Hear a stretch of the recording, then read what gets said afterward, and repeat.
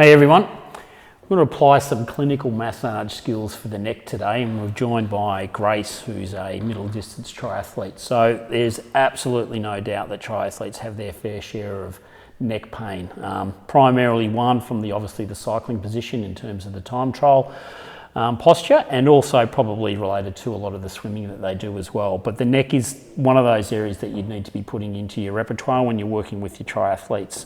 So it's probably good place to start is just checking their range of movement, see which side's probably tighter than the other, because usually that'll be the case. They're obviously bent over in a lot of flexion a lot of the time, so they'll have a little bit of forward flexion from the lower cervical area and then upper flexion for the upper part of the neck as well, which is not ideal. So I like to focus on a couple of areas when we're doing the neck, and the first area for me is going to be this anterior portion, and especially the scalene muscles. So you can see the big long SEM here.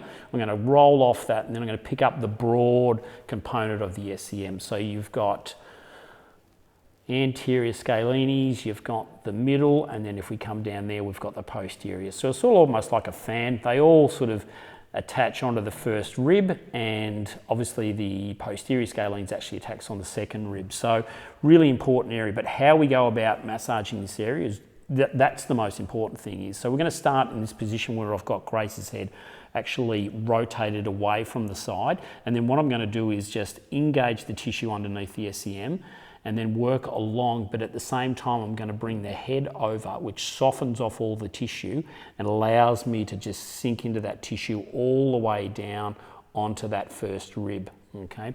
Now what you might find here is with the scalene muscles and the trigger points in there is that they can refer into the chest, they can refer out to the shoulder, and then they can also refer interscapular as well, right between those shoulder blades. Sometimes it can refer down the arm as well. So really important area, especially for these triathletes. So just sinking in all the way down. Once you get to that almost just short of the attachment, you can just sit in that area there and just work backwards and forwards over those fibers and come a little bit more medial towards the midline, like so, backwards and forwards, sink into that tissue, have a good feel.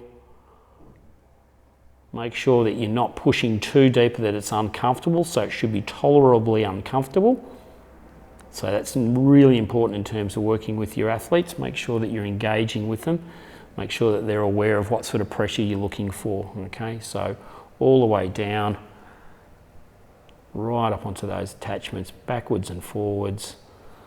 And then the second part of this is to come underneath the trap here. You'll see the trap fibre along here. So we're going to come up, pick up here, and then we're going to do a similar situation where we're going to rotate, pick it all the way up, and then we're going to harness right underneath that occipital bone there. So this is how it looks.